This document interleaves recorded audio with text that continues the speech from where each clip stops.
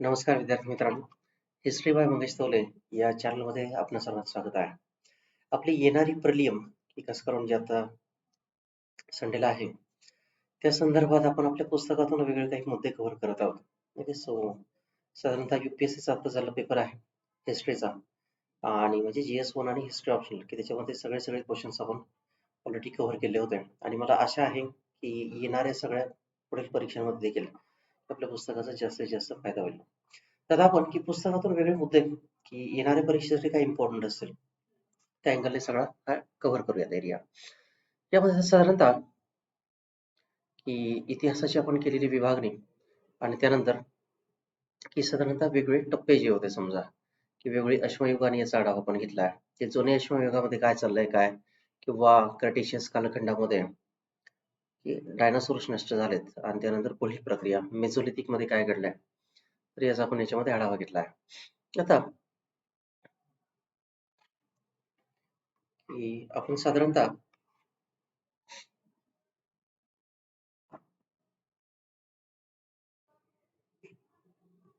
की वैदिक काळ आणि त्या काळाचा एक जरासा आढावा घेऊयात. की सुरुवातीला आपण इंडस व्हॅली पाहिली, तर इंडस व्हॅलीमध्ये आतापर्यंत जे जे काही विचारून झालंय तर त्याचा एक आपण तात्पुरता आढावा घेऊयात. तसा इंडस व्हॅली सिंधू संस्कृतीमध्ये विचारलं जाण्यासारखं काय काय आहे.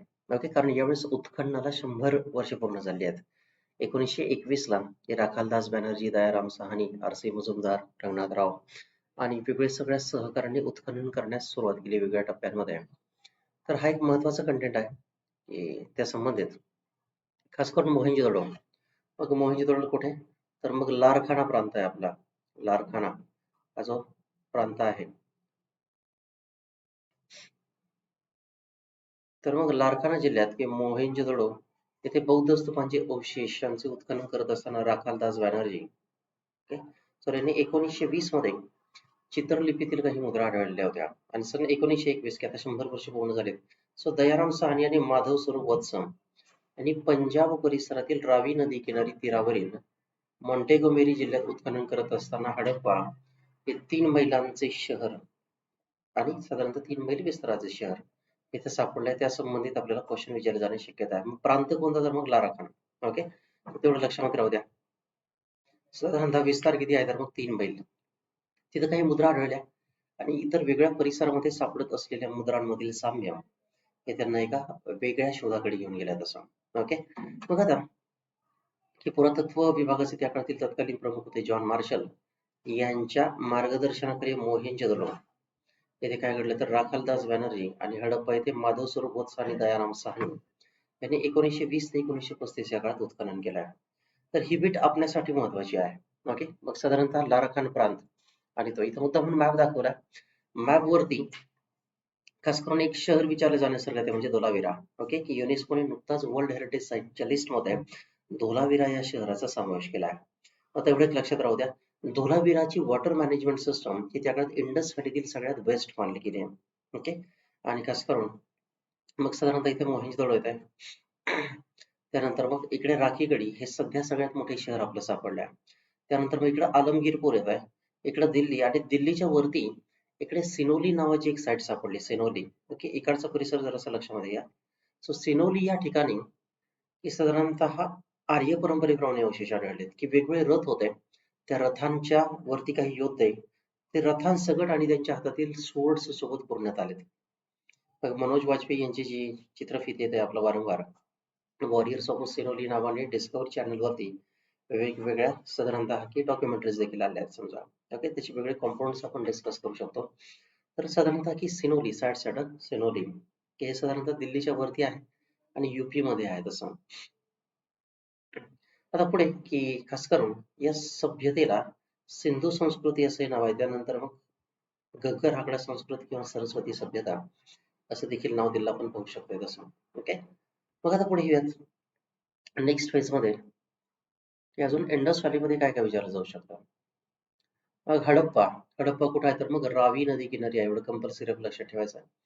त्यानंतर विस्तारास 3 ते 4 स्क्वेअर किलोमीटर एवढा डिस्टन्स आहे. मग बाकी सगळ्यात सर्वोत्तम व्यवस्था जर कधी विचारली हडप्पाची, ती कोणती आहे, तर ड्रेनेज सिस्टम. की ड्रेनेज सिस्टम. तसंच या संस्कृतीला घग्गर आकडा संस्कृती असं म्हटलं जावं किंवा नंतरच्या टप्प्यामध्ये साधारणतः की आपण त्याला घग्गर आकडा किंवा सरस्वती सभ्यता असं आर्य किंवा वैदिक आर्याने नाव दिलेलं असावं असं वेगळ्या इतिहासतज्ञांचं मत आहे. सिंधू संस्कृतीतून जाती व्यवस्था पुढे आली असावी कारण तिथे मला वेगळी घरं सापडली. मग कुंभाराची गल्ली गल्ली वेगळी आहे, त्यासोबतच चांभाराची गल्ली वेगळी आहे.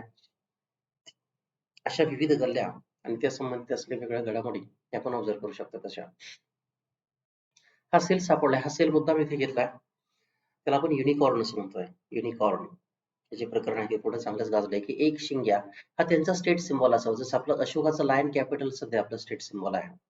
या सगळ्या मुद्रा स्टेट डेट पासून बनवल्या, त्यासोबतच पशुपती हाही इथे मुद्रांवरती दाखवला तसा पशुपती. आता सिंधू सभ्यतेतील परंपरांची वेगळी सलगता स्वस्तिक हे चिन्ह इंडस व्हॅलीमध्ये सापडल्या.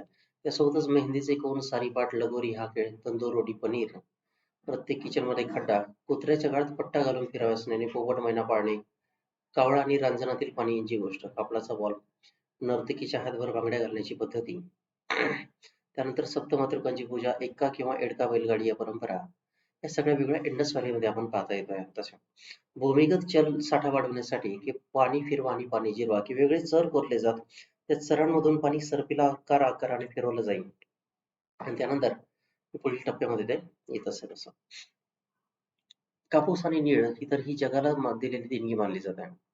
आमिष त्रिपाठी यांच्या मोहेंजोदडो की खास करून या संबंधित असलेलं एक शहर होतं समजा. ओके, म्हणजे मोहेंजोदडोला पॅरलल ही आपण आजची दिलेली नाव आहेत. तर तिथे एक प्रोटोशिवा येतो. प्रोटोशिवा भगवान शिवशंकराचं एक आदिरूप आणि मोहेंजोदडो या परिसरातील लोकांना महापुरातून वाचवतो अशी प्रसिद्ध कथा आहे. हे वेगळे काही इथे टप्पे आले तर खास करून हडप्पा येथे चार्ल्स मेसॉनची भेट सगळ्यात पहिली मानली गेली आहे.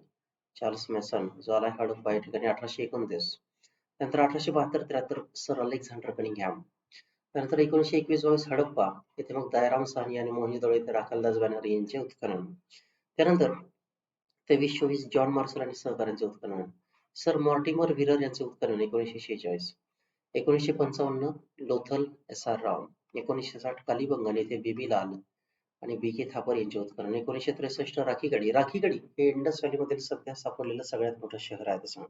ओके, 1990 इम्पॉर्टंट बीट आहे धोलावीरा येथे आर एस बिश्त खूप मोठी पर्सनॅलिटी आहे इंडस व्हॅलीच्या शोधासंबंधित तशी. तर मग 1990 धोलावीरा हे आठवणी लक्षामध्ये ठेवा. Dholavira incredible site list. 1997 राखीगडी ESI मार्फत उत्खनन आणि 2015 की पुण्यातील वसंत शिंदे आणि टीम यांच्या संबंधित केलेलं उत्खनन आहे. आता इंडस व्हॅलीच्या ऱ्हासाची वेगवेगळी कारणं विचारली जाण्याची शक्यता आहे त्याच्यात की इंडस व्हॅलीचा ऱ्हास का झाला समजा. ओके, तर ऱ्हासाची वेगळी कारणं UPSC ने नुकताच की आपला प्रश्न विचारला तो आपण इथे पुस्तकातून कव्हर केला आहे आणि लेक्चरमध्ये वारंवार तो डिस्कस केला होता की पर्यावरणात झालेल्या बदलांमुळे सिंधू सभ्यतेचा ऱ्हास झाला. यांना विटा भाजण्याचं प्रचंड वेळ होतं. त्या विटा इतक्या भाजल्या की पर्यावरणाचा समतोलच बदलून गेला. फक्त मोहेंजोदडो या शहरामध्ये की साधारणतः 10 लाखापेक्षा जास्त विटा सापडल्या. एवढ्या विटा जर भाजायच्या असतील तर काय करावं लागतंय? डायरेक्टली 400 ते 500 एकराचं जंगल जाळावं लागतं. मोहेंजोदडो पेक्षाही मोठी मोठी शहर आपल्याला सापडले आणि अशी जवळपास कमीत कमी 50 ते 100 शहरं असावीत. आणि म्हणून पर्यावरणाचा ऱ्हास.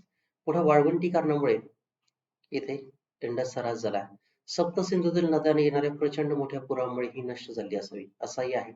त्यासोबतच व्यापारी वस्तूंची मागणी कमी झाल्याने ही व्यापारी संस्कृती अडचणीत आली असावी.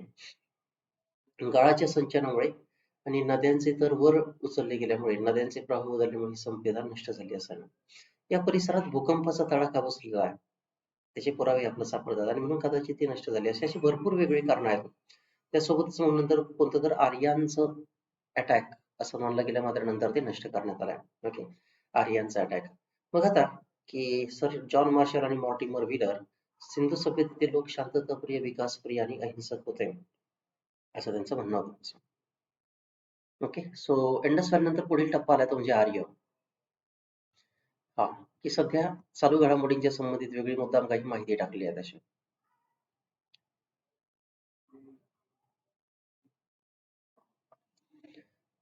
खास करून धोलावीरा शहराबाहेर प्रवेशद्वारावर हडप्पा लिपीतील एक आपला लेख आढळला आहे. नुकतंच युनेस्कोने जागतिक वारसास्थळाचा दर्जा दिला आहे ते म्हणजे त्यांची वॉटर मॅनेजमेंट सिस्टम. तिथं मनसर आणि मनहर नावाच्या 2 नद्या आहेत. या नद्यांना फक्त पावसाळ्यात पाणी येतं तेव्हा आणि आजही. त्यांनी अंडरग्राऊंड अशा पद्धतीने वॉटर स्टोरेज सिस्टम केलं होतं की आजही पाऊस पडल्यानंतर त्या नद्यांना पाणी येतं. या मनसर आणि मनहर या नद्यांवरती जे पाणी निर्माण होईल किंवा खास करून जे अडवलं जाईल तिथे पावसाचं पाणी, तर ते पाणी ते वर्षभर वापरू शकत होत्या. त्यासोबतच नद्यांना जर कधी अतिरिक्त पूर आला गरजेपेक्षा जास्त तर ते पाणी बाजूला वळवून ठेवत, जेणेकरून ते वर्षभरात वापरलं जाऊ शकत होतं. आणि म्हणून धोलावीरा ही अत्यंत महत्वाची साईट आहे. पहिल्यापासूनच इंडस व्हॅलीचं एक वेगळं मॉडेल म्हणून त्याच्याकडे पाहिलं गेलं आहे किंवा इंडस व्हॅलीचं एक छोटंसं स्वरूप हे आपण पाहू शकतो तसं. सध्या राखीगढी हे हरियाणातील हिसार जिल्ह्यातील शहर सिंधू सभ्यतेतील सर्वात मोठे शहर म्हणून सापडले. हे कदाचित पूर्वेकडील राजधानी असावं असं वेगवेगळ्या इतिहास तज्ञांचं मत आहे. ओके. तर साधारणतः 1963 ला उत्खनन झालं होतं. कोणत्या नदीवरती आहे तर चौतांग किंवा दृश्यदैवती. धोलावीरा कुठे आहे तर मग मनसर आणि मनहर या नद्या धोलावीरा, मनसर आणि मनहर या 2 नद्या आहेत तशा मनसर आणि मनहर.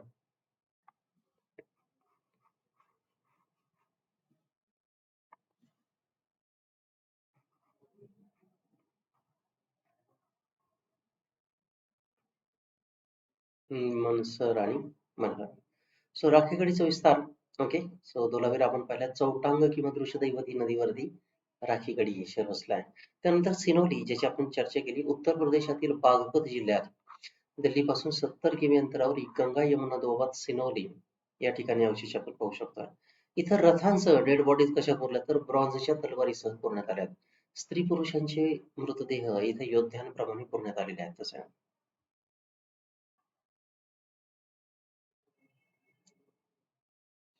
तर हिला इंडस व्हॅली नव्हे तर सगळ्यात जास्त साईट्स घग्गर हाकडा नदी किनारी सापडल्या म्हणून हिला घग्गर हाकडा सभ्यता म्हणण्यात यावं असं वेगवेगळ्या इतिहास तज्ञांचं मत आहे.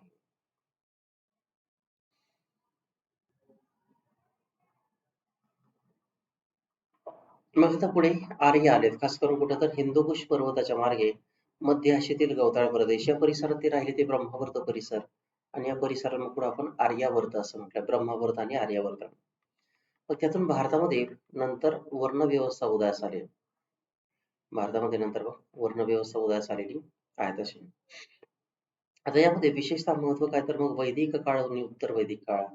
वैदिक काळामध्ये स्त्रियांचं जीवन हे बऱ्यापैकी समताधिष्ठित होतं. हे क्वेश्चन आपलं विचारून झाल्यात. मग वेगळ्या संस्कार परंपरा होत्या 16 संस्कार आपण जे म्हणतोय. ओके. पुढे वेगळे 4 पुरुषार्थ होते धर्म, अर्थ, काम आणि मोक्ष. त्यानंतर पुढील टप्प्यामध्ये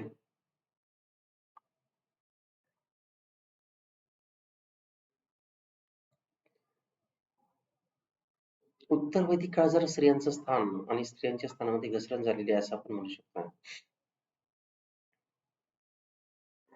आता साधारणतः आर्यांची की आर्य ही भारतातील पहिली पितृसत्ताक पद्धती असं मानलं जातं. आर्य ही भारतातील पहिली पितृसत्ताक पद्धती कारण सर्व राजकीय पदावर पुरुषच आहेत. 3 पिढ्या एकत्र राहत असतील तर मग त्यांचा प्रमुख असे कुलपती अनेक कुळ एकत्र येऊन ग्राम निर्माण होईल. अनेक ग्राम एकत्र येऊन विष निर्माण होईल. अनेक विष एकत्र येऊन जन निर्माण होत असेल.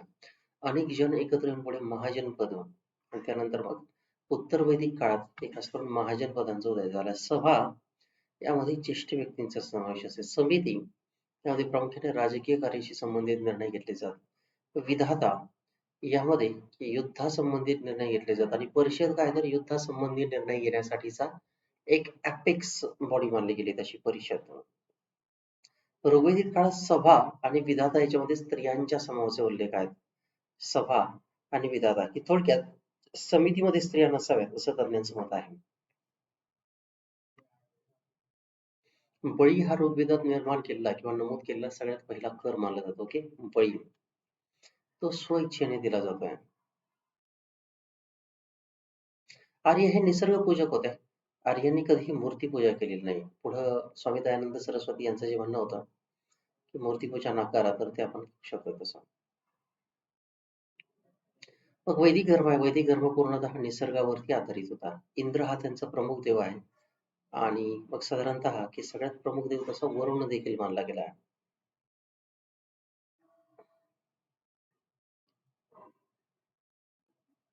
त्याच्यामध्ये एक जोड्या जुळवा म्हणून आपला एक प्रश्न एक्सपेक्टेड आहे. जोड्या जुळवा. मग इथं गौतम ऋषी म्हणून होते त्यांचं न्याय दर्शन आलंय. त्या लोकांना नैयाकर्णी असंही म्हटलं जाईल. आणि म्हणून मग गौतमाचे न्याय दर्शन. कपिलाचे सांख्य दर्शन की भगवद्गीता ही जी आहे ती कपिल मुनींच्या सांख्य दर्शनातून पुढे आली आहे. त्यानंतर महर्षी कणाद होते की ते प्रत्येक गोष्टी कणाकणांमध्ये पाहत म्हणून त्यांना वैशेषिक असं म्हटलंय. पतंजलीचं पुढे योग दर्शन असं म्हटलंय. आणि जेमिनीचं पूर्व मीमांसा दर्शन आणि बादरायणाचे उत्तर मीमांसा दर्शन ही 6 दर्शने आहेत. ओके. मग हे आपलं जोड्या जुळवा म्हणून एक क्वेश्चन एक्सपेक्टेड आहे. तेवढा चांगला तयार करून ठेवा.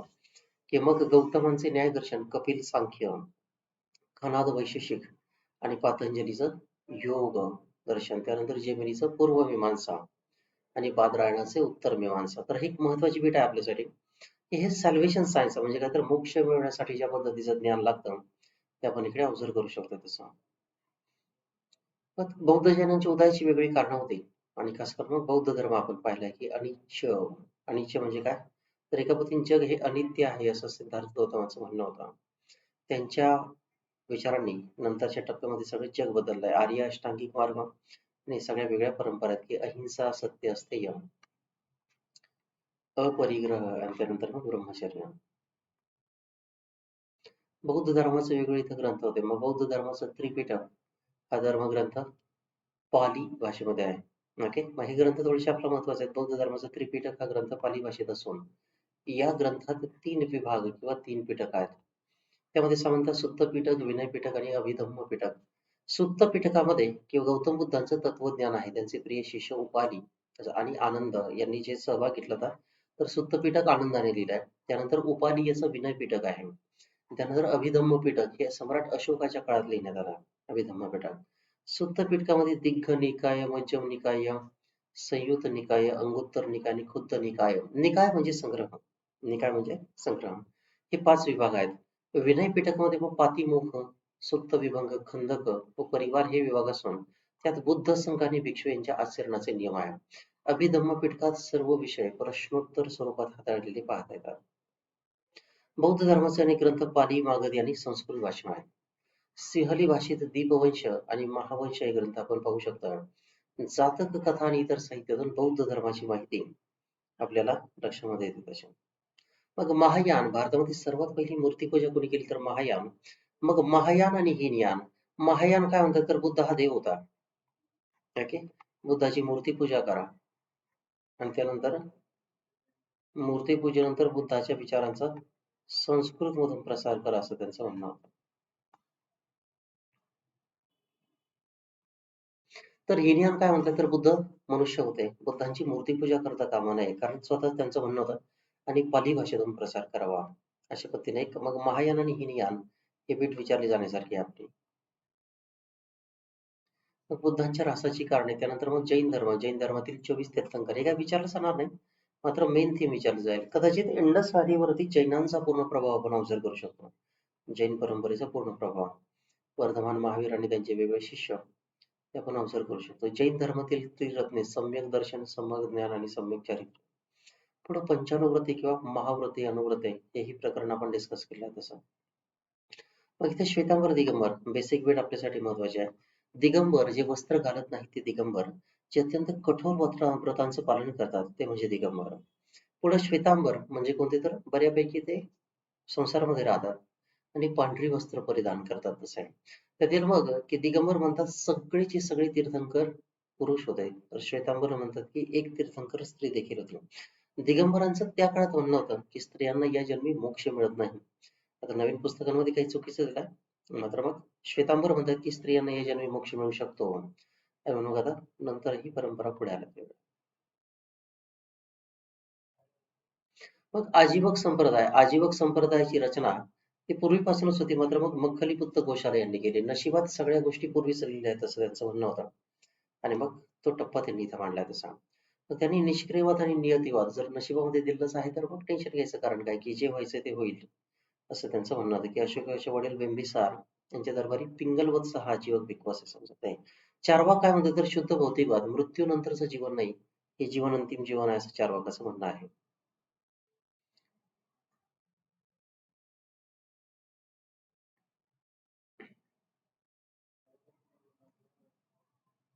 आता बुद्धांचे काही गाजलेले शिष्य आहेत की बुद्धांचे ब्राह्मण शिष्य सारीपुत्त मोगलाम समजय अस्वजित. मग खास करून मग शूद्र शिष्य या काळात होते सुनीत आणि उपाली. क्षत्रिय होते देवदत्त आणि आनंद. त्यासोबतच प्रसिद्ध गणिका आम्रपाली की थोडक्यात मग आंब्याच्या बागा त्या काळात येत होत्या, निर्माण होत होत्या ऍज अ कॅश क्रॉप्स म्हणून असं त्यांचं म्हणणं. दरडखोर अंगुलीमाल आणि प्रसिद्ध सार्थवाह अनाथपिंड हा बुद्धांचा निस्सीम भक्त होता. वैश्य शिष्य होते तपसा आणि मल्लिक अत्यंत गाजलेले शिष्य आहेत तसे आहे. बुद्धांनी आत्मा नाकारला मात्र पुनर्जन्म स्वीकारला तसा.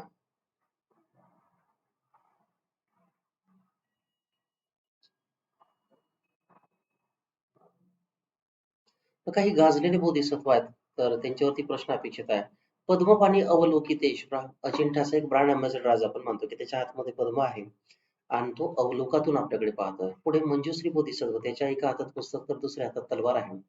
तलवारीने तो अज्ञानाचा विनाश करतो असं त्यांचं म्हणणं आहे. वज्रपाणी वज्र म्हणजे अत्यंत कठीण हत्यार त्या हत्याराने तो विनाश करतोय. महायानांनी स्वर्गाची सुखावत हा कन्सेप्ट आणलाय सुखावती म्हणजे जग दुःखाने भरलं तर मृत्यूनंतर तुम्ही सुखाच्या स्वर्गात जाता असं त्यांचं म्हणणं होतं. अवतार ही कल्पनाच मूळ महायानांची आहे. आता राजकीय इतिहासामध्ये वेगवेगळे 16 महाजनपदांचा झालेला उदय आणि विकास हे त्यांचा आपण आढावा घेतला आहे. मग हे वेगळं आहे की एखाद दुसरी भेट इथं लक्षामध्ये राहू दे तशी. मगधच्या उदयाची वेगवेगळी कारणे आपण पाहिली तर ओके. मग त्यानंतर मगधवरती राज्य करणारं पहिलं घराणं हरियांक हा खास करून मग बिंबिसार होता. मगधचा राजा बिंबिसार आणि त्याचा मुलगा अजातशत्रू हे दोघं गाजले होते. त्यांच्या काळात राजधानी गिरिब्रज होती. नंतर राजगृह आले आणि नंतर पाटलीपुत्र आले. तर मग हा अजातशत्रू आहे ते अत्यंत महत्वाकांक्षी होत्या की त्यांनी कोसल, काशी, वैशाली, कुशीनगर आणि पावा येथे मल्ल गणराज्याशी संघर्ष करावा लागला. पाटलीपुत्र ही त्याची नवी राजधानी नंतर त्यांनी स्थापन केली आहे. तसे दुसरे नाव कुडिक असे देखील होते. याचा आपण आढावा घेतला आहे. पुढे मग नंतर नंद घराणं आलं. ओके मधल्या काळात शेषुनाग होते. शिशुनाग हरियांकानंतर शेषुनाग आले. शेषुनागानंतर नंद घराणे आले तसं. पुढे धनानंद आणि त्याची सत्ता उलथवून मग की साधारणतः मौर्यांनी साम्राज्य प्रस्थापित केलं. भारताच्या इतिहासात नोंदवलं गेलं पहिलं आक्रमण ते म्हणजे इराणी लोकांचं सायरस सनातोदारियस त्याचा भारतावरती हल्ला झाला तसा. मग त्याने भारताचा पाकिस्तानचा काही भाग जिंकला सिंध परिसरापर्यंत. त्यानंतर पुढे ग्रीकांचं आक्रमण झालं. इसवी सन पूर्व 3रे शतक त्यानंतर. मग अर्थात अलेक्झांडर द ग्रेट किंवा सिकंदर याची भारताच्या इतिहासात एंट्री झाली तशी. सिकंदरासोबत एक एरियन नावाचा इतिहासतज्ञ आलेला असावा आणि त्याने इंडिका नावाचा ग्रंथ लिहिला असं काही तज्ञांचं मत आहे. आपल्या नवीन 11वीच्या पुस्तकात जरा वेगळी माहिती दिली बट जुनी जी माहिती आहे खास करून बर्टन स्टेन किंवा वेगळे जे इतिहासतज्ञ आहेत त्यांनी दिलेल्या पुस्तकांमध्ये की सिकंदरासोबत एक एरियन नावाचा इतिहासकार होता. त्याचा मॅग्निव्हेरा इंडिका हा मॅगेस्थॅनिस आहे नंतरचा तर त्याही अगोदर एक इंडिका नावाचा ग्रंथ एरियनचा होता असं म्हणणं आहे. मग रावी नदीच्या किनारी की सिकंदराचा इथे हल्ला झाला आणि त्यानंतर हे खास करून मग पुढे की भारतातील आक्रमण त्याला महागात पडले असं आपण नक्कीच म्हणू शकतो.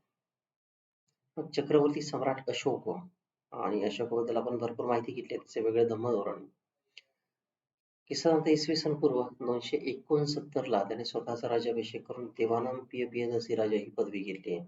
तसेच प्रजापिता अशोक ही पदवी घेणारा तो पहिला शासक ठरला आहे. मग हे मौर्यकालीन भारत होता की साधारणतः इथपर्यंत. अशोकाचा मास्की नावाचा शिलालेख आहे. या शिलालेखामध्ये पहिल्यांदा उल्लेख आपल्याला पाहता येतो देवानाम पियदसी राजा अशोक की मग बाकी साधारणतः सगळ्या शिलालेखांमध्ये अशोकाचा उल्लेख फक्त देवानाम पियदसी असाच केला. त्यासोबतच मग इकडे गिरनार पर्वत आहे. गिरनार शिलालेख इकडे कच्छ येत आहे. धुलावेरा त्या बाजूला इकडे इंडस व्हॅलीतील सिंधू नदी आणि इतर जो परिसर आहे समजा. मग इथे टोपार आणि मेरठ या ठिकाणचे शिलालेख नंतरच्या काळात फिरोजशाह तुघलकाने दिल्ली परिसरात आणले होते. त्यावरती आपला एखादा प्रश्न एक्सपेक्टेड आहे तसा. अशोकाची सगळी शिलालेख या काळात जेम्स आणि हेनरी प्रिन्सेप या दोन बांधवांनी काय केलं तर साधारणतः वाचन करण्याचं काम केलंय. कारण अशोकाचे सगळे शिलालेख ब्राह्मी या लिपीमध्ये होते. पुढं भेरी घोषापेक्षा मला धम्मघोष अधिक प्रिय आहे असं अशोक म्हणतोय. उपगुप्त या विद्वान भिक्खूच्या उपदेशावरून त्याने पुढे मग बौद्ध धर्माचा स्वीकार केला आहे. हा कलिंग परिसर आहे. तर कलिंग इथं जवळ एडिक्ट त्यांनी निर्माण केले तर तुषारी नावाचा एडिक्ट आहे तसा. आता मौर्यांच्या प्रशासकीय व्यवस्थेवरती आपला एक क्वेश्चन एक्सपेक्टेड आहे. प्रशासकीय व्यवस्थेवरती मौर्य काळात साम्राज्याचे मगध, उज्जैन, तक्षशिला, कलिंग आणि दक्षिणापद असे प्रांतात विभाजन करून सत्तेचे विकेंद्रीकरण केले होते. चाणक्याचा अर्थशास्त्र आणि मेगॅस्थनीसचा इंडिका यामधील उल्लेखानुसार मौर्यांचे प्रशासनाचे केंद्रीय प्रशासन होते की राजा हा सर्वेसर्वा होता. त्याच्यामध्ये तिला युवराज, अग्रअमात्य, एक उपराजा असे अधिकारी होते. अशोकाच्या काळात धर्म महामात्त किंवा महामात्र, स्त्री अध्यक्ष महामात्र दोन अधिकारी होते. कशाचा? तर धम्म धोरणाचा प्रसार करण्यासाठी. धम्म धोरण एक राजकीय धोरण होतं, धार्मिक धोरण नव्हे. अशोकाचा धम्म पूर्णतः वेगळा होता आणि भगवान बुद्धांचा धम्म पूर्णतः वेगळा होता. साम्राज्याच्या संरक्षणासाठी अंतमहामंत्री किंवा सेनापती अधिकारी असे. अनुभवी व विद्वानांची मंत्री परिषद प्रशासनात राजाला सहाय्य करत असे. केंद्रीय प्रशासनाकडे संरक्षण, महसूल, अर्थ आणि न्याय या खात्यांची जबाबदारी होती. मग केंद्रीय सत्ता, त्यानंतर मग पुढे प्रांतिक सत्ता आली. प्रशासनाच्या सोयीसाठी साम्राज्याचे अनेक प्रांतात विभाजन करण्यात आले. प्रांताच्या प्रमुखास प्रादेशिक असे म्हणतात. प्रादेशिक मग आजही उत्तर भारतात हा शब्द वापरला जातो. प्रत्येक प्रांतात छोट्या छोट्या विभागात विभाजन झाले आढळते. तेथील प्रमुखास स्थानिक असे म्हणतात. छोट्या विभागाचे प्रमुखास गोप तर खेड्याच्या प्रमुखास ग्रामीणी असे म्हणतात. राजाच्या आदेशाची, कायद्यांची अंमलबजावणी करणे, प्रांतातील महसूल ठरवणे, वसुली करणे, ठराविक हिस्सा राजाला देऊन प्रजेतील जनतेचे रक्षण करणे, शांतता आणि सुव्यवस्था राखण करणे किंवा राखणे समजा इत्यादी ग्राम आणि विभाग पातळीवर कामे करणे त्यांची मुख्य जबाबदारी होती. त्यानंतर खेड्यापेक्षा की मोठ्या नगरांचा कारभार पाहणाऱ्या अधिकाऱ्याला नागरिक किंवा पौर असे म्हटले जाईल. पुढे ग्राम प्रशासन, खेड्याचा कारभार पाहणाऱ्या अधिकाऱ्याला ग्रामिणी, शेवटचा टप्पा. त्यानंतर त्याच्या खेड्यात शांतता आणि सुव्यवस्था राखणे, कर वसुली करणे, प्रजेच्या कल्याणाची कामे करणे, खेड्यातील तंट्याचा न्याय निवाडा करणे, पाणी पुरवठा, आरोग्य सुविधा निर्माण करणे ही जबाबदारी असे. राजाच्या खेड्याच्या प्रशासनाशी त्याचा कधी संबंध येत नव्हता तसा. रानटी व आदिवासी जमातीच्या कल्याणासाठी विशेष विभाग असावा. तसेच वजनमापी, जन्ममृत्यूच्या नोंदी, मजुराची मजुरीचे दर ठेवणे, पशु संरक्षण इत्यादी गोष्टींसाठी वेगळे विभाग होते. सर्व अधिकाऱ्यांचे सामान्यतः दर 3 वर्षांनी बदल्या केल्या जातात. माझही आपल्या भारत सरकारच्या अधिकाऱ्यांचा तो नियम जात असा. पुढे मौर्योत्तर भारत इसवी सन पूर्व 300 ते 200 हा एक साधारणतः एक टप्पा आहे. पुढे शुंग आले मौर्यांना संपून, त्यानंतर कण्व आले, नंतर इंडो ग्रीक आले तशा. मग मौर्य काळातील आर्ट अँड आर्किटेक्चर, खास करून मग इथं मौर्य काळातील कला आपल्याला लक्षात येते की एका बाजूला हत्ती आहे, एका बाजूला मग समजा बैल आहे, कृषी परंपरेचं प्रतीक तसं.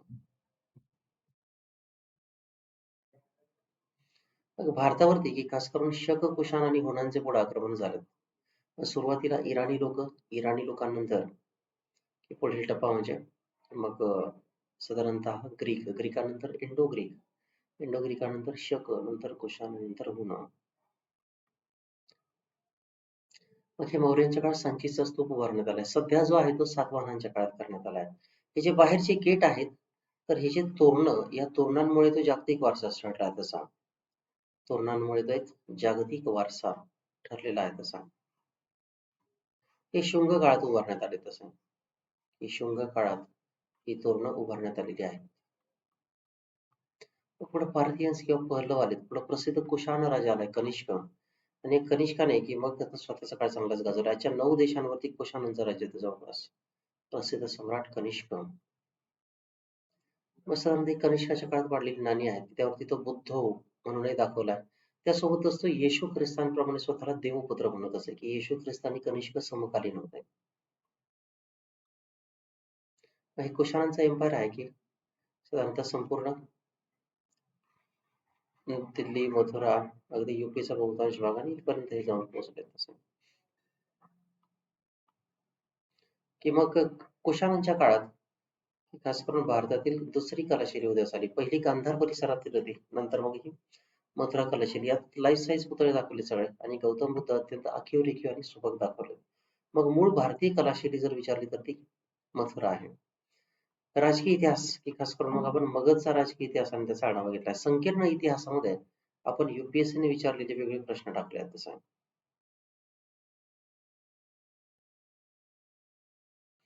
पुष्यमित्र शुंगाच्या मुलावरती कालिदासाने, कवी कुलगुरू कालिदासाने काय केलं तर साधारणतः की मालविका अग्निमित्र नावाचं नाटक लिहिलं तसं.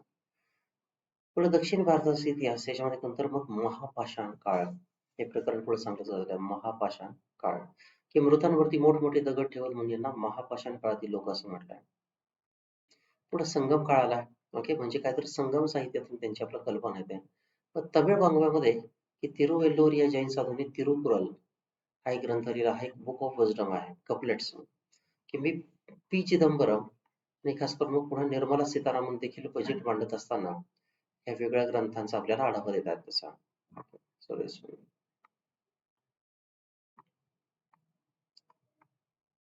साधारणतः चेर, चोल आणि पांड्य येतं. मग दक्षिण भारतामध्ये पांड्य नोंदवले, तिथं वरती चोल नोंदवलेत आणि त्यांच्यावरती पल्लव आहेत समजा पुढे.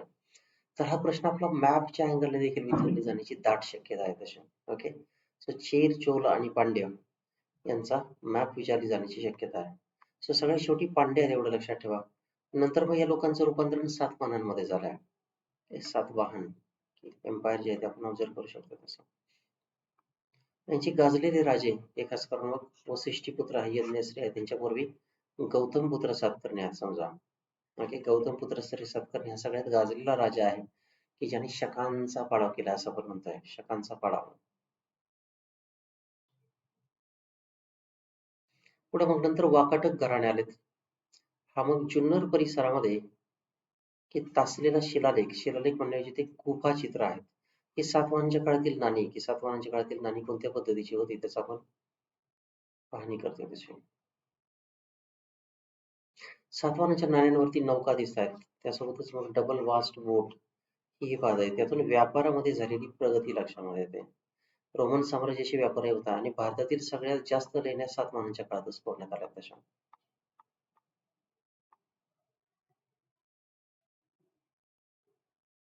मग भारताच्या इतिहासातील सुवर्ण काळ ज्याला आपण गुप्त काळ असं म्हणतोय, तर गुप्तांचे साम्राज्य आपण पाहू शकतो. महाराष्ट्र आणि खास करून विदर्भ परिसर म्हणूयात.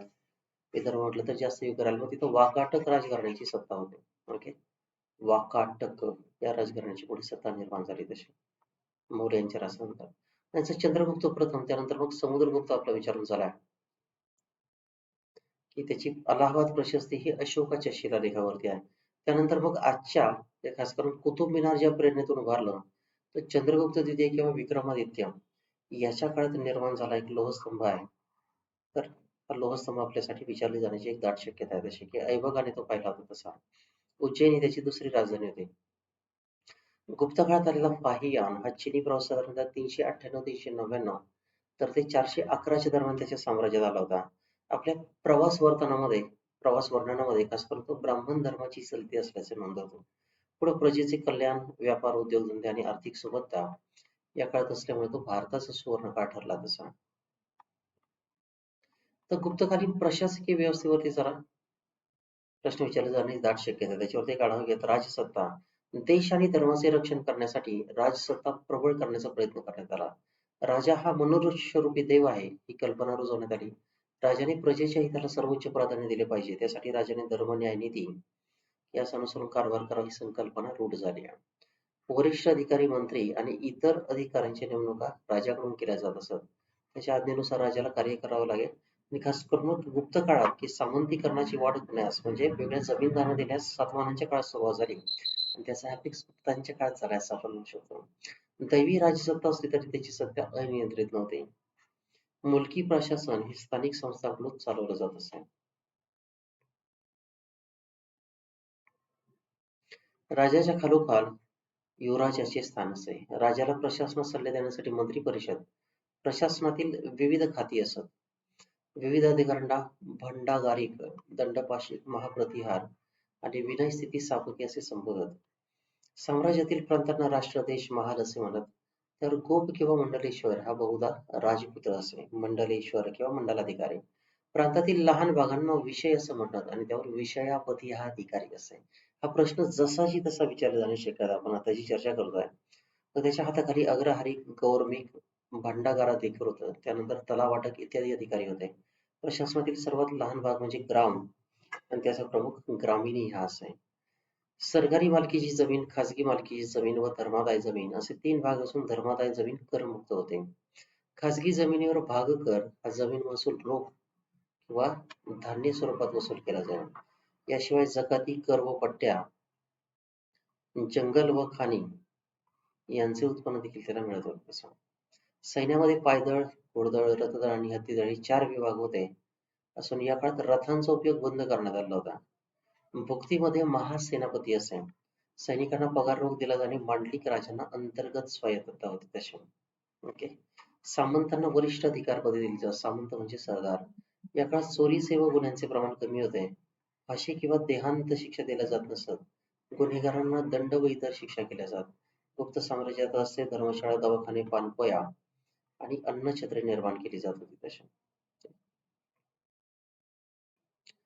मग आता गुप्तोत्तर काळात एक प्रश्न अपेक्षित आहे की इथं वंग हे गुप्तोत्तर काळात वंग या परिसरात मग वंग म्हणजे काय तर बंगाल आजचा बंगालला त्या काळात वंग परिसर म्हटलं जाईल. या घराण्यात गोपाळचंद्र, धर्मादित्य, समरदेव किंवा समचरदेव इत्यादी राजे होऊन गेले. नंतर बंगालचा राजा शशांक याने वंग घराण्याची सत्ता नष्ट केली आणि मग स्वतः सत्ता प्रस्थापित केली. आसाम किंवा कामरूप घराणे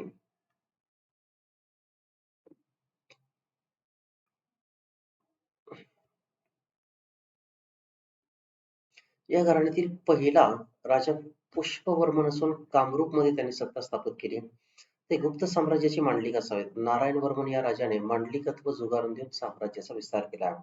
या घराण्यातील सुप्रतिष्ठित वर्मन याने गौड राजाचा पराभव करून केलेले राज्य पुन्हा मिळवले आणि भास्कर वर्मा या पराक्रमी राजानंतर मात्र कामरूपचे राज्य नष्ट झाले.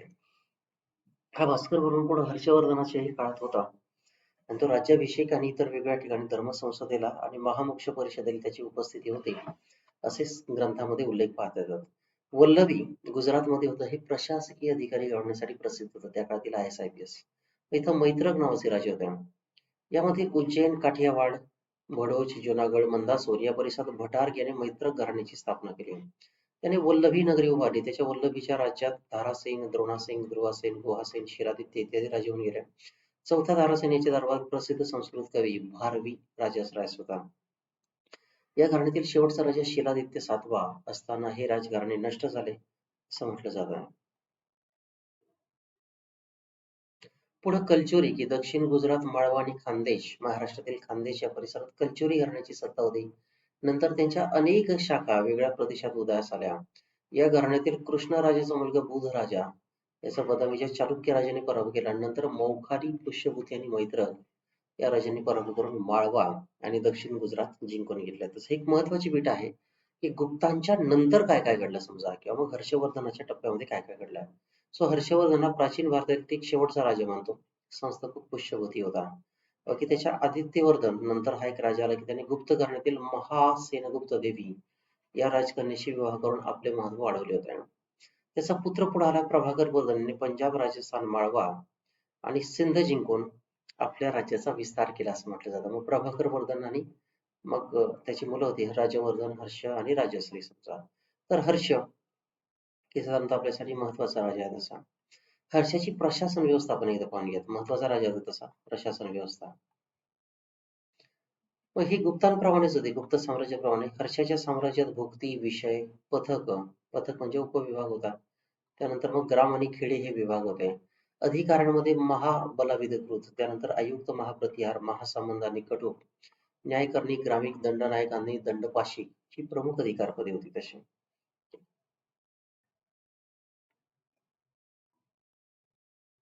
मग गुप्त काळाची ती संकीर्ण माहिती दिली खास करून समुद्रगुप्त आणि त्याने दक्षिण भारतातील जे 12 वेगळे राजे पराभूत करून दिले. ओके. तर त्यांच्याबद्दल मुद्दाम सविस्तर माहिती दिली तशी की त्याने दक्षिण भारतात आणि उत्तर भारतात पराक्रम गाजवला म्हणून विन्सेंट स्मिथ या तज्ञाने त्याला काय म्हटलंय तर भारताचा नेपोलियन असं म्हटलंय. तसं गुप्त काळात पुराण ही पुस्तकं लिहिली गेली. वायुपुराण, गरुड पुराण, मत्स्य पुराण आणि इतर वेगवेगळी जी आहेत ते आपण पाहू शकतो. तशा गुप्त काळातील साहित्य आणि वाङ्मय की मग साधारणतः दंतकथा निर्माण झाल्या. चंद्रगुप्तावर विक्रम वेताळ सिंहासन बत्तीशी, भास येथील तुर्कान या मंगोलियातील 13 नाटके सापडली. त्यातील स्वप्नवासू दत्त विशेष गाजल्या. विशाख दत्त याची मुद्रा राक्षस देवी चंद्रगुप्तम तसेच राजा शूद्रकाची मृच्छकटिक ही नाटके प्रसिद्ध आहेत. तशी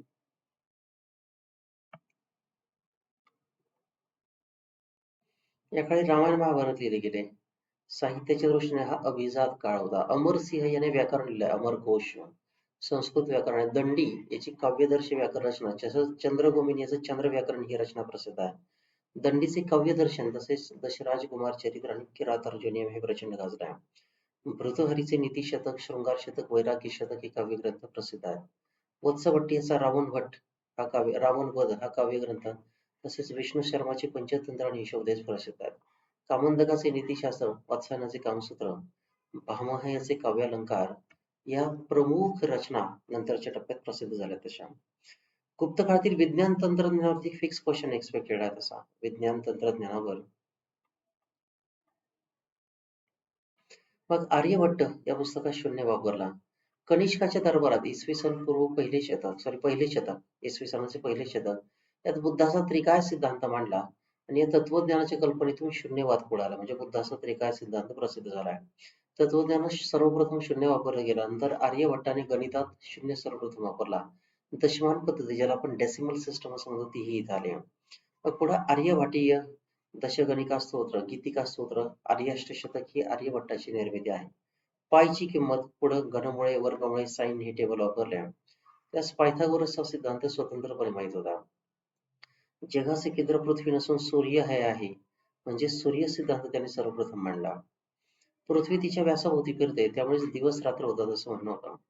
सर्वप्रथम सूर्यग्रहण व चंद्रग्रहण अचूक सांगितलंय. तो खगोलशास्त्रज्ञ नव्हता की तो काही ज्योतिषी नव्हता. He was astronomer and not a astrologer असं म्हटलं गेलं आहे. 1975 ला याच्या नावे आर्यभट्ट हा भारताने उपग्रह सोडून त्याचा गौरव केला तसा. ब्रह्मगुप्त आणि ब्रह्मसिद्धांत या ग्रंथात ग्रहाने हे पृथ्वी व चंद्र यांच्या छायेचा परिणाम असल्याचे स्पष्ट केले आहे. वराहमिहिर याने वराहमिहिर नावाचा प्रसिद्ध विद्वान म्हणून गेला. त्याने बृहद संहिता पंचसिद्धांतिका ग्रंथ लिहिले आणि याकडे संगीताशी संबंधित संगीत रत्नाकर हा ग्रंथ लिहिला गेला तसा. संगीताशी संबंधित गुप्तकाळी स्त्रियांची स्थिती खालावली. मध्य प्रदेशातील 510 एडी एरन या ठिकाणी गोपराजा सामंत याची पत्नी सती गेल्याचे पहिले उल्लेख आहेत तसा. ओके, तर तसा शिलालेख आपल्याला सापडला आहे. कायदे यावरती युपीएससी वारंवार प्रश्न विचारलेत. एमपीएससी एक्सपेक्टेड आहे आपल्याला. मनुस्मृतीनंतर गुप्तकाळी अनेक स्मृती म्हणजे निबंध किंवा कायद्याची पुस्तके निर्माण झाली. मग बृहस्पती स्मृती, याज्ञवल्क स्मृती, नारद, कांतेयन, पराशर स्मृती अशी अनेक कायदा पुस्तके निर्माण झाली आहेत. मग हे मनुपेक्षा उदारमतवादी होते. यामध्ये स्त्री धन संबंधित उल्लेख आढळतात की मग लग्नाच्या वेळी स्त्रियांना काही धन दिलं जाईल, किती पेरी तक्त्या झाली किंवा नवऱ्याने तिचा त्याग केलाय, तर हे सगळे प्रकरण पुढे लागलेत. विवाह प्रसंगी स्त्रीला माहेर आणि सासर परिवारातून काही सोने चांदीचे दागिने तसेच रक्कम दिली जाईल. त्या स्त्रीवर काही आपत्ती आल्यास या रकमेचा वापर शक्य असेल. पुनर्विवाहाची प्रथा या स्मृती कायद्यामध्ये पुन्हा स्पष्ट नमूद केली तशी. गुप्त काळात सर्वोत्तम सोन्याची नाणी निर्माण झालीत आणि संख्येने देखील जास्त आहेत म्हणून गुप्त काळाला भारताच्या इतिहासातील सुवर्ण काळ असं म्हटलं जातं. गुप्तांचे काही गाजलेले शिलालेख आहेत ते आपण एकदा ऑब्झर्व करूया तसे. मग प्रयाग प्रशस्ती, एरन, गया ताम्रपट, पुढे उदयगिरी, त्यानंतर गढवा, त्यानंतर सांची शिलालेख, मेहरोली येथे दिल्ली प्रशस्ती आली. मग कुमारगुप्त पहिला याचा मंदरसूर शिलालेख खूपच गाजला आहे की त्याच्यामध्ये काय की गिल्ड्स आहेत, रेशमी वस्त्र आणि इतर काम करणाऱ्या त्यांच्या हातून कामच निघून गेलाय. मग हे लोक काय म्हणतात की मग आता आम्हाला दुसरं काही ना काही कामधंदा द्या. की थोडक्यात की जी फ्रिक्शनल एम्प्लॉयमेंट आहे समजा एका पद्धतीची संघर्षणात्मक किंवा घर्षणात्मक बेरोजगारी, त्याचा पहिला प्रभाव आपल्याला कुमारगुप्ता शिलालेखात पाहता येतोय. स्कंदगुप्त याचा जुनागड शिलालेख आहे आणि पुढे बेतरी शिलालेख आहे. आता वेगळे की साधारणतः एक बीट आपल्याला जरा एक्सपेक्टेड आहे तशी. गुप्तांच्या रासानंतर कोणत्या सत्ता आल्या तर गया या ठिकाणी मौखारी, पंजाबात हुन आले, माळवात यशोधर्मन होता, वल्लभीचे मैत्रक होते, कर्नाटकात वातापीचे चालुक्याने पुढे ठाणेश्वरचे वर्धन. ओके, तर वर्धनच्या काळात खास करून कोण आला तर वत्संग, प्रिन्स ऑफ ट्रॅव्हलर्स गादीवरती आला. 600 हर्षाचा राज्याभिषेक झाला वर्धशक कालगणना झाली. पाटलीपुत्र या राजधानीचा दर्जा पुढे कनौजला आलाय. कनौजला मग नगर महोदय स्त्री असं म्हटलंय. हर्षाने काश्मीर सोडून सगळा उत्तर भारत ताब्यात घेतला होता. ओके, मग दरबारातील कवी बाणभट्टाने हर्ष चरित्र लिहिलं, जसं अश्वघोषाने बुद्ध चरित्र लिहिलं किंवा बुद्ध घोषाचं बुद्ध चरित्र, तसं याचं हर्ष चरित्र. मग त्यानंतर कादंबरी ग्रंथ आहे, पंडिती साहित्याची रचना आपण पाहू शकतो तशा. वरील ग्रंथात घटीयंत्र, रहाट आणि अर्घट्ट यांचे उल्लेख आपल्याला पाहता येतात तशा. कवी मयूर याचं सूर्यशतक प्रसिद्ध आहे. ब्रह्मगुप्त या गणित विद्वानाने ब्रह्मसिद्धांत हा ग्रंथ लिहिला तसा.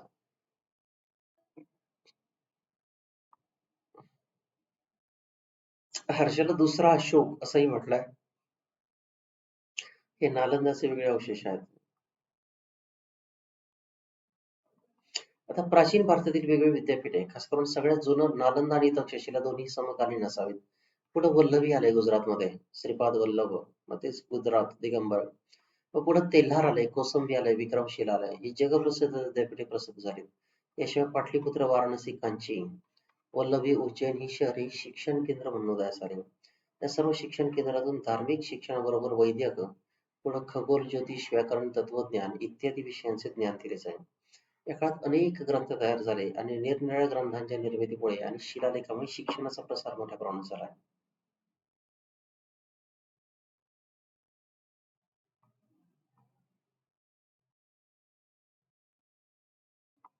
त्यानंतर मग चार वेद आहेत, समजा संकीर्ण माहिती पाहतोय. त्यानंतर मग पुढे ब्राह्मणी ग्रंथ, आरण्यक ग्रंथ आणि उपनिषदे.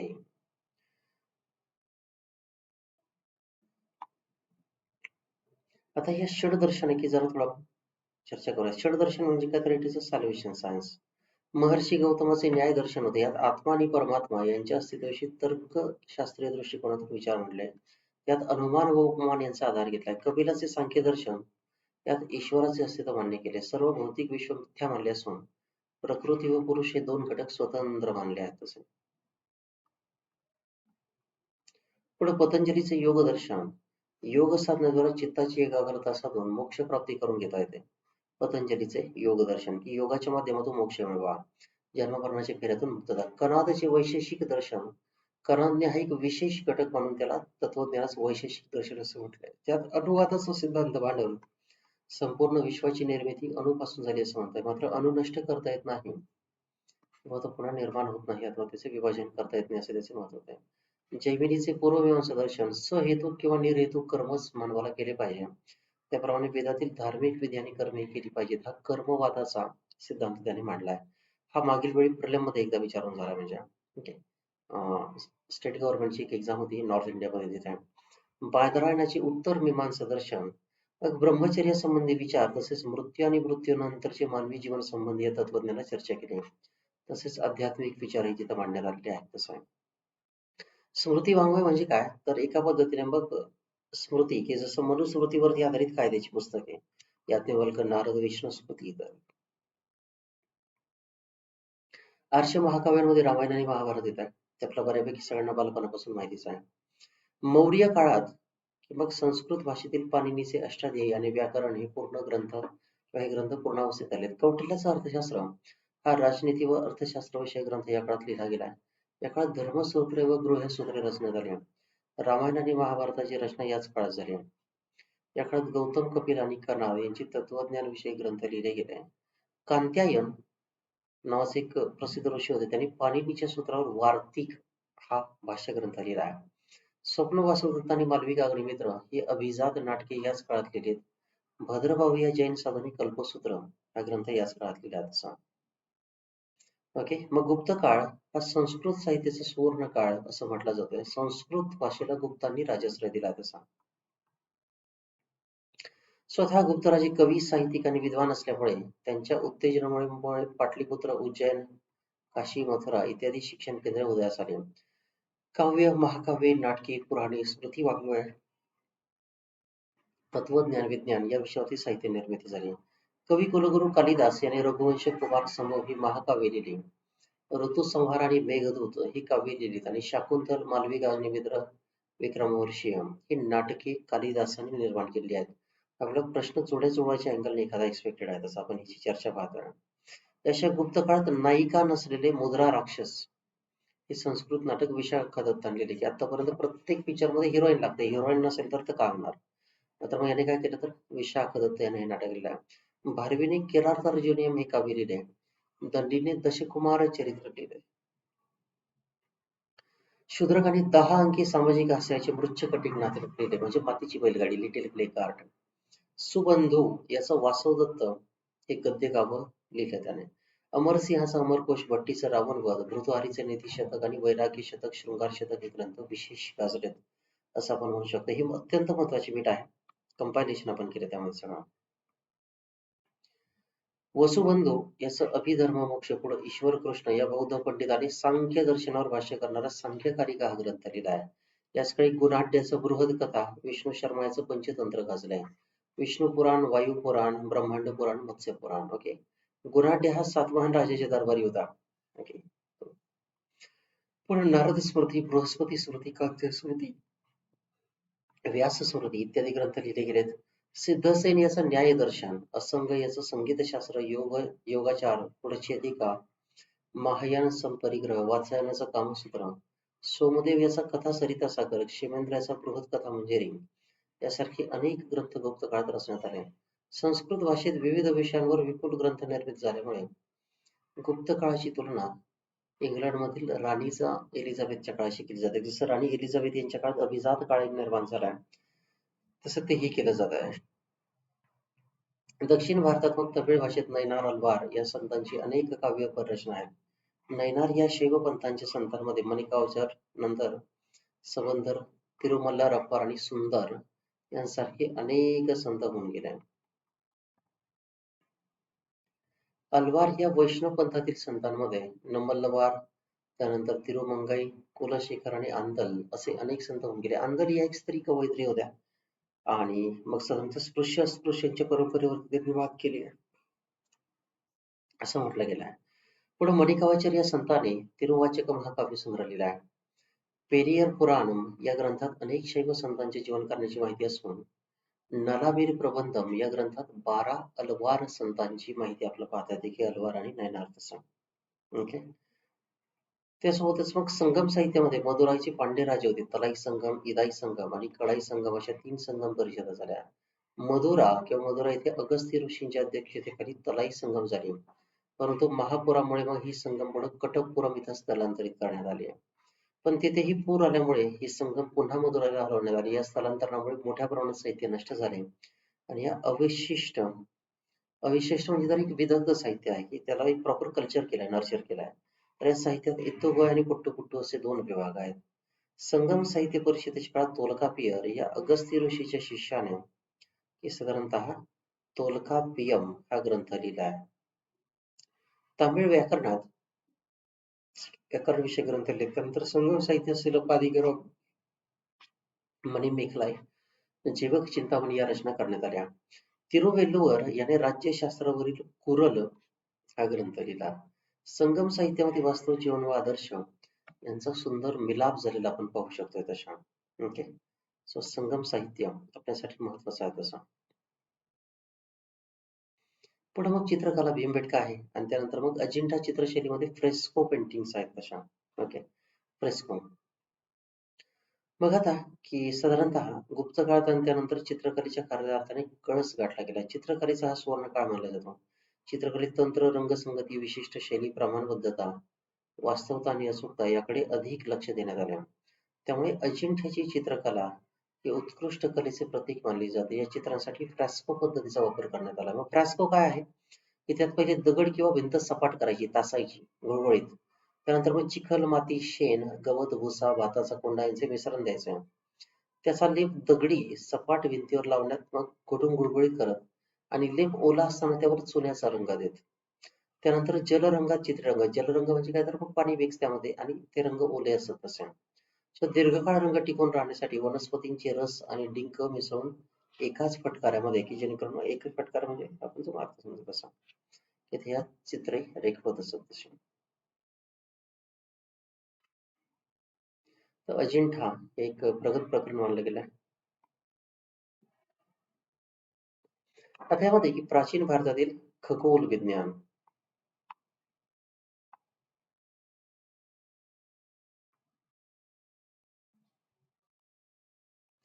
गुप्त काळात आर्यभट्ट हा इसवी सन पूर्व 476 मध्ये जन्मलेला प्रसिद्ध गणित आणि खगोलशास्त्रज्ञ होता.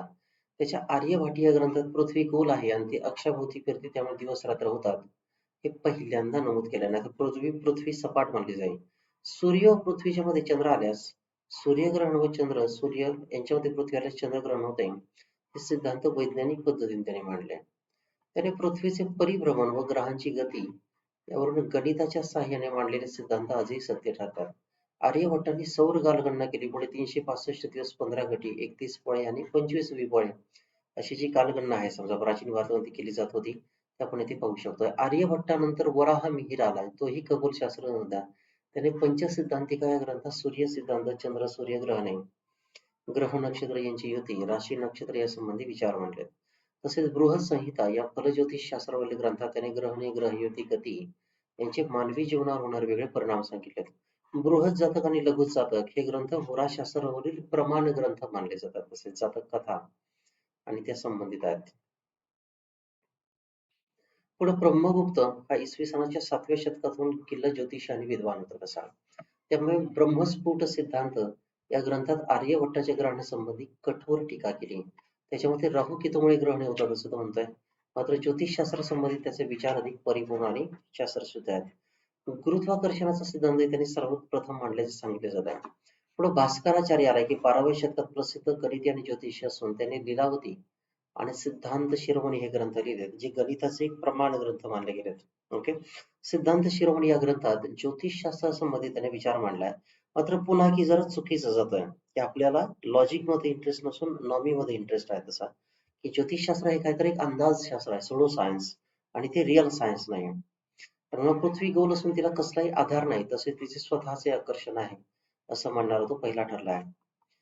त्यानंतर आता पुढे की प्राचीन भारतातील गणितशास्त्र गुप्तकाळी कोण तर मग आर्यभट्ट आणि आर्यभट्ट या ग्रंथात अंकगणित, विज्ञान आणि परिगणन, त्यासोबत गणित, बीजगणित, भूमिती, स्क्वेअर रूट, क्यूब रूट, त्यासोबत साईनची किंमत, पायची किंमत आणि पायथागोरसचा थेरम, त्याला पायथागोरस पेक्षाही अगोदर माहिती होता तसं की पायची किंमत त्याने ॲक्युरेट काढली आहे.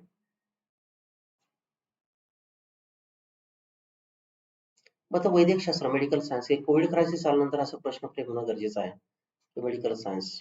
पुढे चरक, सुश्रुत, वाघभट, जीवक, वराह मिहिर आणि नागार्जुन हे प्राचीन भारतातील प्रसिद्ध वैद्यक व रसायनशास्त्रज्ञ म्हणून ओळखले जातात. अथर्ववेदाचा एक भाग व 5वा वेद म्हणून ओळखले जाणारे आयुर्वेद हे वैद्यक शास्त्रातील पहिला ग्रंथ असून त्यात विविध रोगांची आणि उपचारांची माहिती दिली आहे. ताप, आमांश, कावीळ, वांत्या, संधिवात, महारोग इत्यादी माहिती आपल्याला पाहता येते. तर वनस्पती औषधांचा तसेच जादूटोणा, मंत्रतंत्र यांचा आजार बरा करण्यासाठी उपयोग केला जाईल. व्यावसायिक वैद्य म्हणून पुरोहित काम करत असत तसे. ओके. वराहमिहिर हा काय होता तर पुढे रसायनशास्त्रज्ञ होता. पुढे की वाघभट याने औषध विषयक माहिती देणारा अष्टांग हृदय संहिता हा ग्रंथ लिहिला. त्यासोबत की काही खनिज पदार्थ, पारा, लोह याच्या वापरातून विविध भस्मे बनविण्याची माहिती देखील त्याने दिली तशी. चरक हा कनिष्काच्या दरबारी राजवैद्य म्हणून होता. त्याने आपले चरक संहिता या ग्रंथात वात, पित्त आणि कफ हे शरीराचे 3 गुणधर्म असून त्याचे परिस्फोरणशी असले संतुलन अधिक कमी झाले तर मग कमी अधिक झाले तर मग मनुष्य आजारी पडतो असं चरक सांगताय. त्याच्या ग्रंथात वेगळे निरनिराळे 8 भाग आणि 180 प्रकरणं आहेत. शरीराचे ज्ञान होण्यासाठी शवविच्छेदनाची त्याने आवश्यकता सांगितली आहे. त्यामध्ये मग मुतखडा, मेंदूवरील शस्त्रक्रिया ही तेवढीही त्या काळात ऍडव्हान्स होती. गर्भातील मृतगर्भ काढणे तसेच प्लास्टिक सर्जरी यांच्या शस्त्रक्रियेची माहिती दिली. शस्त्रक्रियेवेळी रोग्याला भूल देण्याची कल्पना ही त्याला आलेलीच होती तशी. मग सुश्रुत या वैदिकाने सुश्रुत संहिता या ग्रंथात शस्त्रक्रियेसंबंधी बरीच माहिती दिली असून शस्त्रक्रियेसाठी लागणारे 128 हत्यारांची माहिती त्यांनी नमूद केली की जस्ट लाईक सर्जिकल इक्विपमेंट्स. आयुर्वेदिक वैद्यकशास्त्रात त्याचा ग्रंथ प्रमाण ग्रंथ मानला जातो. वाघभट या वैद्यकशास्त्राने आम्ल, पित्त, क्षय, पंडुरोग, अपस्मार, उन्माद, चर्मरोग, नेत्ररोग, उदररोग यांची चिकित्सा करून रेचक, वमन, बस्ती, भस्मे, मात्रा, चूर्णे, गुटिका, तेले यांचा औषध म्हणून वापर केला आहे. तक्षशिलेचा विद्यार्थी बुद्धाच्या काळात, तो बुद्धाचा डॉक्टर होता, जीवक हा प्रसिद्ध वैदिक बिंबिसाराचा राजवैद्य होता. त्याने गौतम बुद्धांवरही उपचार केल्याचे उल्लेख आहेत. नागार्जुन हा एक प्रसिद्ध रसायनशास्त्रज्ञ होता आणि त्याने रसायनाचा औषधी तयार करण्यासाठीचा केलेला उपयोग तो आपण अभ्यासामध्ये पाहिला तसा.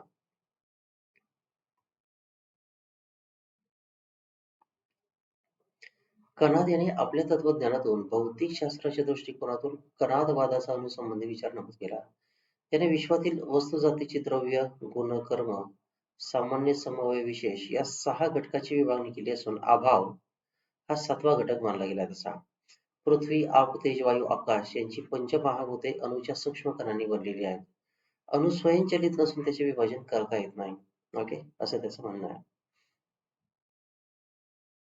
आता पुढे की बौद्ध प्रचारक आणि साधू होता नागार्जुन, सध्या अमरावती, आंध्र प्रदेशातील अमरावतीचा नागार्जुन कोंडा परिसर, यांनी शास्त्रासंबंधी बरेच संशोधन केले. त्याने लिहिलेल्या शतसंहार प्रज्ञा परिमिता या ग्रंथात भौतिक विज्ञानातील शून्यवादाचा विचार मांडला.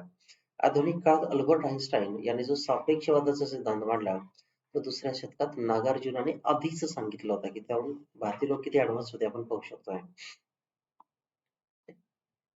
सो साधारणतः की आपण प्राचीन भारत आणि त्या संबंधित हा एक घटक पाहिला आहे. तर प्राचीन भारताच्या अभ्यासामध्ये हे वेगवेगळे ग्रंथ आपण प्रमाण मानतोय समजा, की खास करून NCERT, YCMO, इग्नू आणि जे सगळे वेगवेगळे प्रकरण आहेत, तर त्या प्रकरणांचा आपण प्राचीन भारताच्या अनुषंगाने आता आढावा घेतला आहे. तर आता आपण पुढील सेशनमध्ये मध्ययुगीन भारत जो आहे आणि त्यावरती प्रश्न विचारले जाण्याची शक्यता, तर एक त्याचा जरासा आपण आढावा घेऊयात. ओके. आणि म्हणून की साधारणतः की प्राचीन भारत आणि त्या संबंधित असलेले वेगवेगळे कॉम्पोनंट्स आपण आता जे डिस्कस केले की सध्या त्यावरती प्रश्न विचारले जाण्याची काही शक्यता आहे. पुढील सेशनमध्ये आपण प्रिव्हियस इयर क्वेश्चन पेपर आणि UPSC ने विचारलेला पेपर यांचा आढावा घेऊयात असा.